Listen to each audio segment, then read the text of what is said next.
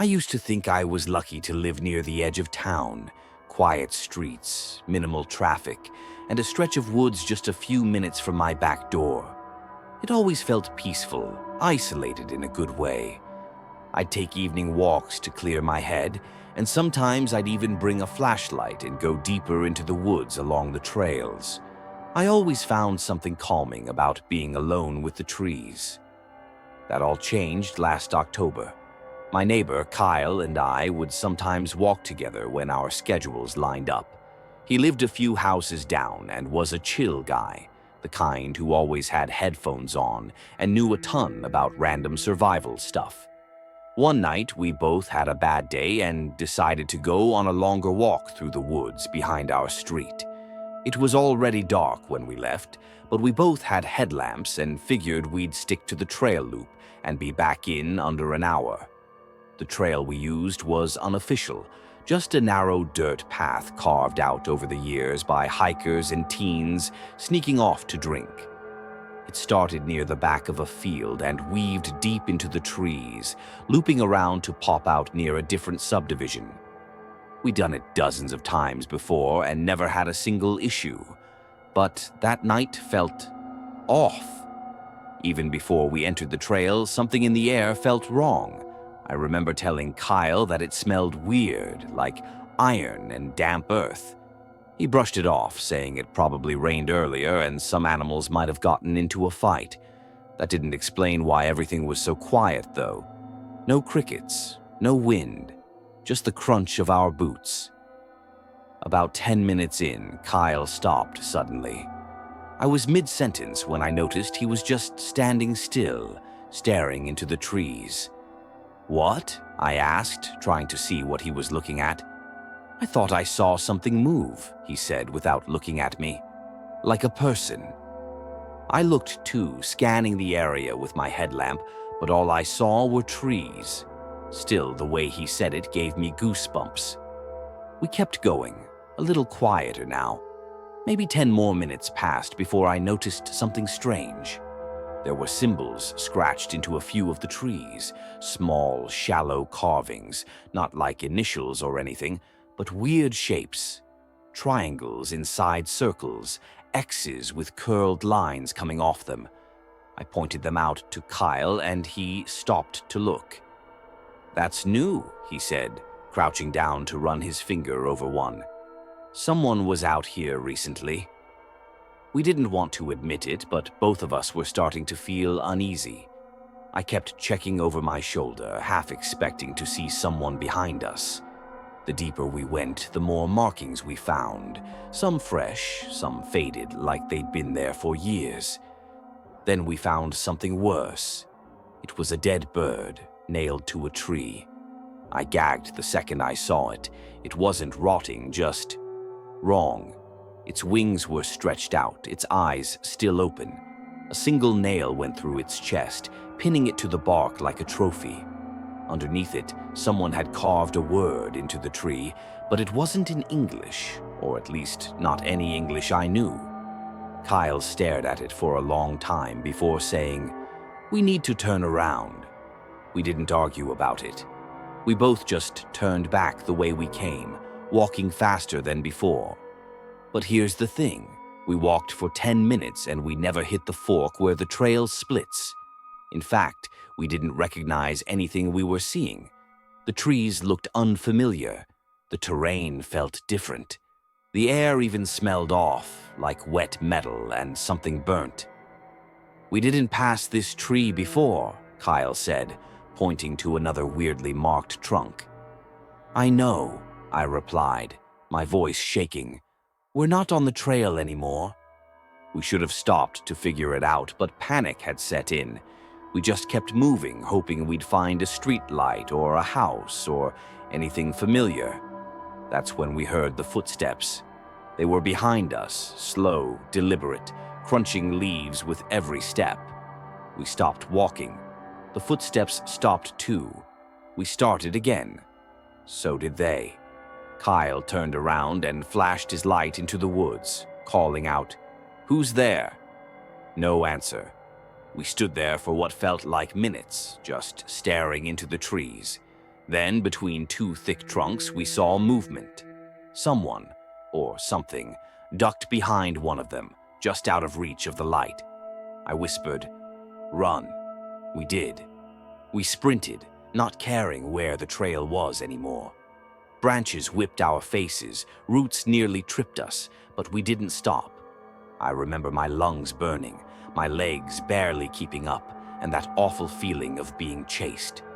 Whatever was behind us, it was fast, too fast. We finally burst into a clearing and saw a small, broken-down shack. I didn't want to stop, but Kyle grabbed my arm and pulled me toward it. "We can hide," he said, already yanking open the door. It was dark inside, smelled like rot and mold, but it had a latch from the inside. We slammed the door shut, locked it, and dropped to the floor, trying to catch our breath in total silence. For a minute, all we could hear was our breathing. Then we heard it again. Footsteps.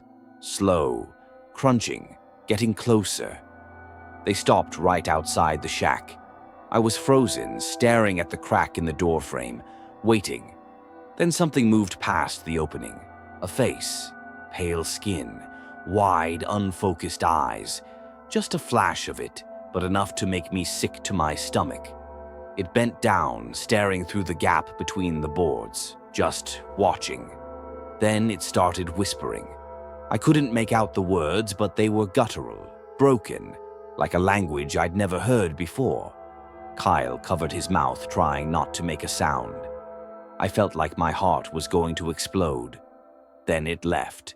We waited in that shack for nearly an hour, too afraid to move. When we finally stepped out, the forest was quiet again. Normal. Somehow, we found our way back to the trail and ran the entire way home without looking back once. We never talked about what happened out there. Not really. Kyle moved away a few months later. He said he needed a change of scenery, but I know that wasn't the real reason. I don't blame him. As for me, I don't go into the woods anymore, not even in daylight.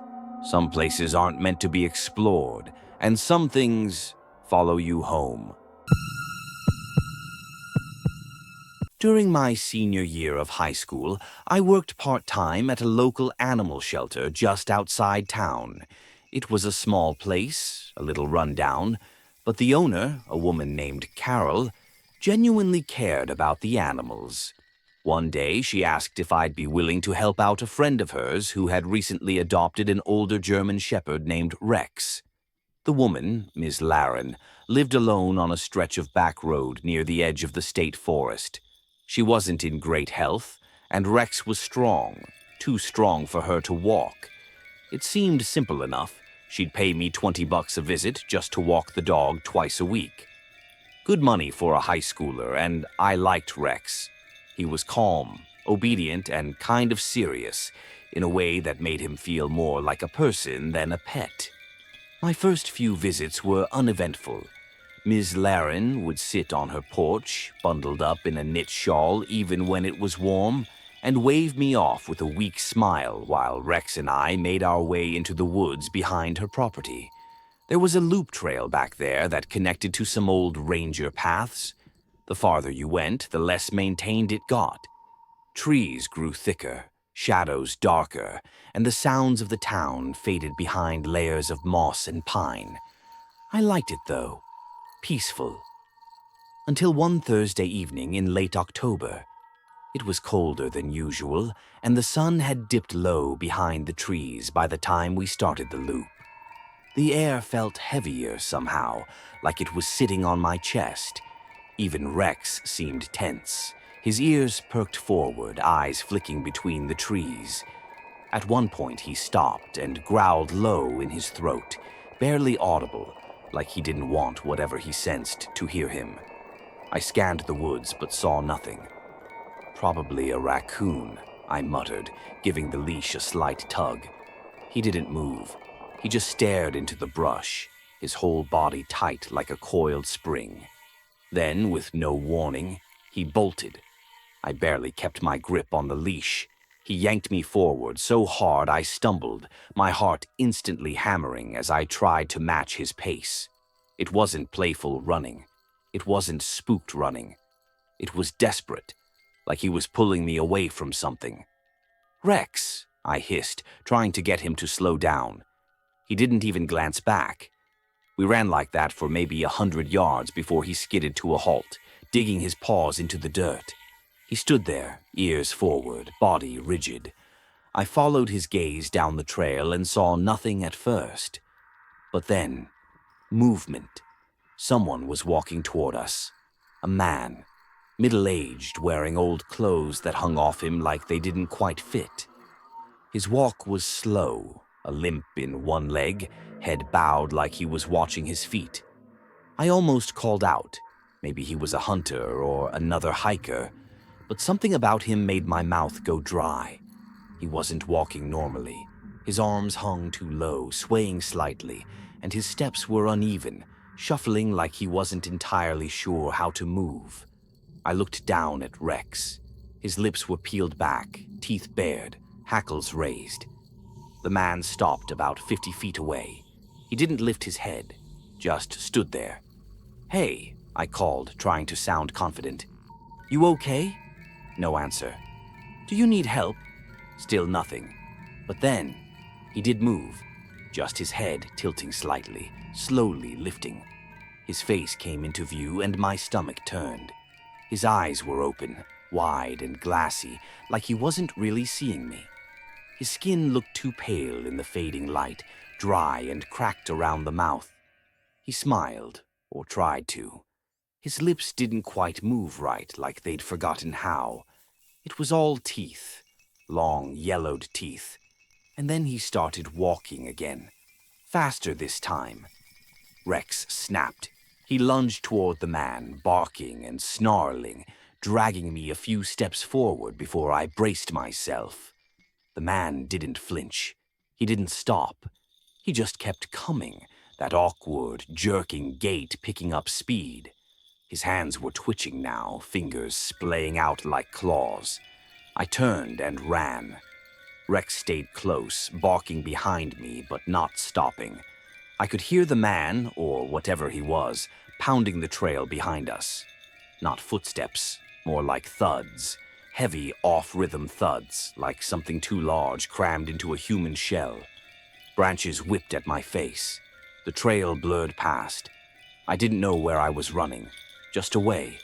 I could barely breathe. My chest burned. Every instinct I had screamed, "Don't look back." But I did. He was closer. His mouth hung open now, jaw swinging loosely, tongue lolled to one side. His arms were raised, bent at the elbows like a puppet on strings.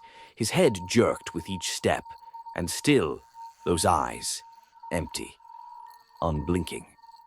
We burst through the tree line near Miss Laren's backyard. I didn't stop.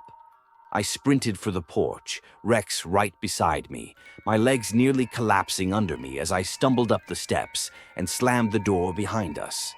Miss Laren was still sitting in her chair like she hadn't moved at all. I gasped, "Did you see him?" "Out in the woods." She didn't answer, just stared at me with this strange, far-off look. I stepped closer. "Miss Laren?" She blinked slowly. "He's still out there," she whispered. "What? Who is he?" Her voice dropped to a raspy murmur. "He used to come here, long ago, before the forest changed him. It lets him out sometimes." I stared at her. "You knew something was out there. Why didn't you say anything?" She turned her head toward the window. "You always came back before dark. That night I called in sick to the shelter. And the next week. And the next. I couldn't go back.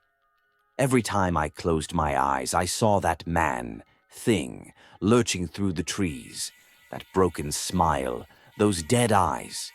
I never told my parents. They wouldn't have believed me. I barely believed it myself. A month later, I read in the local paper that a hiker had gone missing in that forest. They never found the body, just a shredded piece of a backpack, half buried in the dirt. Sometimes I dream of that trail, of running, of turning around and seeing him right there, arms outstretched, mouth open like he's screaming but making no sound. And sometimes when I walk past the edge of the woods near my neighborhood, I swear I hear footsteps behind me. Offbeat, too heavy, too fast, but never breathing. I used to think my neighborhood was safe. It's the kind of place where people wave to each other from across the street and leave their doors unlocked during the day. It sits on the edge of a nature reserve, all trees and winding trails, quiet and tucked away from the city. My family moved here when I was 8. By the time I was 16, I knew every cul-de-sac, every shortcut through the woods, and every family with kids my age. Or so I thought. The first time anything strange happened was just after we moved in. It was winter and the days got dark fast. I had been out riding my bike after school when I passed a man standing just off the trail. He was too far into the woods to look like a hiker, not close enough to the houses to be someone's neighbor. He just stood there, still, half hidden behind the trees. At first, I thought he was watching a deer or something, but when I slowed my bike down, I realized his face was turned toward me. He was watching me. He didn't move, not even when I stared back. Eventually, I got freaked out and pedaled home.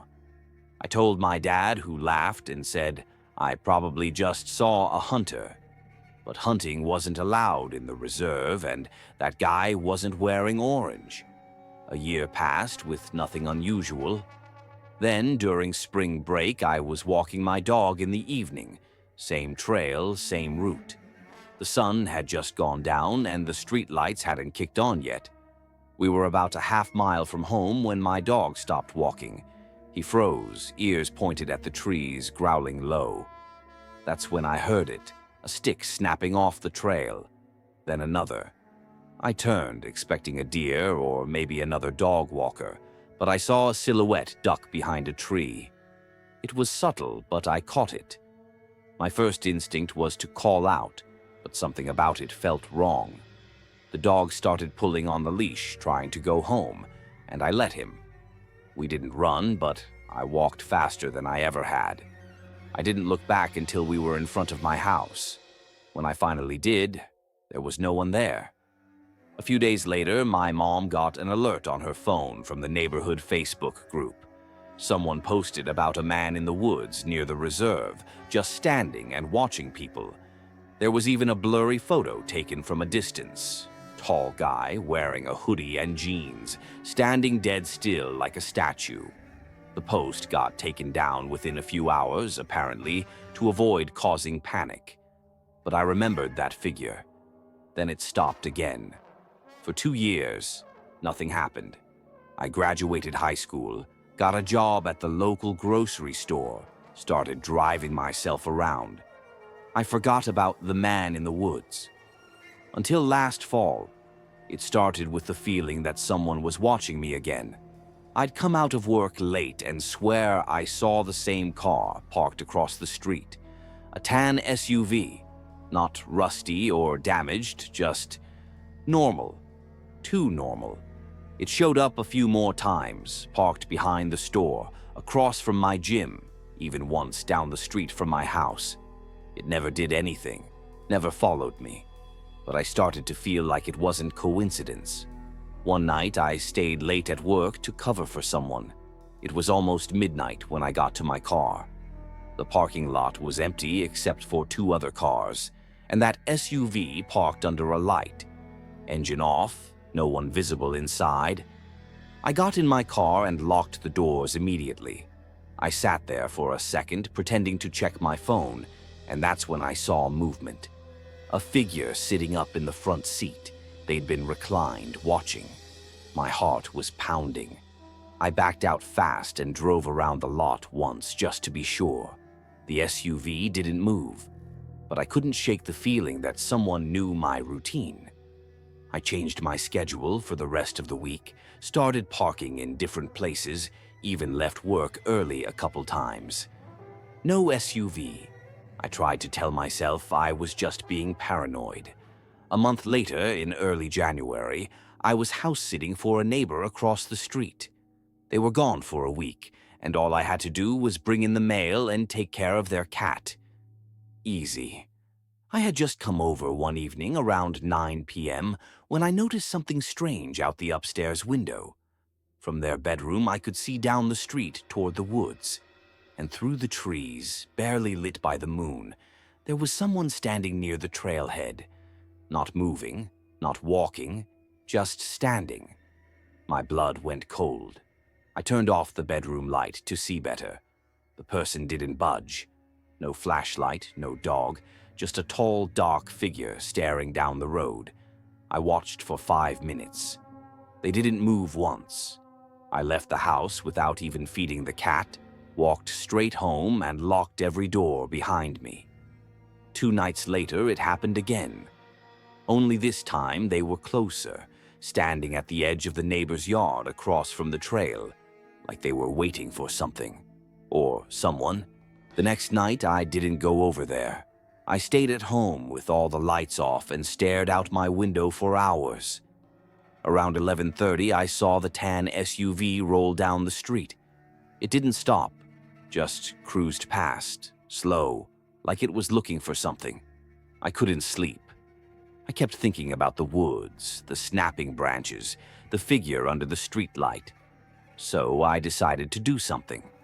The next evening, I waited outside just before dark with my phone in hand, ready to get a picture or a video if they came back. Nothing happened for nearly an hour. Then, from the corner of my eye, I caught movement. A figure was walking up the trail slowly, deliberately. When they got to the clearing, they stopped, right at the end of the path, right where I could see them. I raised my phone to take a photo, and they turned, looked directly at me. Even from across the street in the fading light, I knew who it was. The same man I saw when I was 8, older now, hair longer, posture a little more hunched. But it was him, same tall frame, same way of standing like he was waiting, staring. Then he started walking again, not toward me, back into the woods. I haven't seen him since. The SUV hasn't come back, but I started keeping a bat by my bed. I don't walk the dog at night anymore, and I always check the back seat of my car before I drive. Sometimes I think he's gone for good.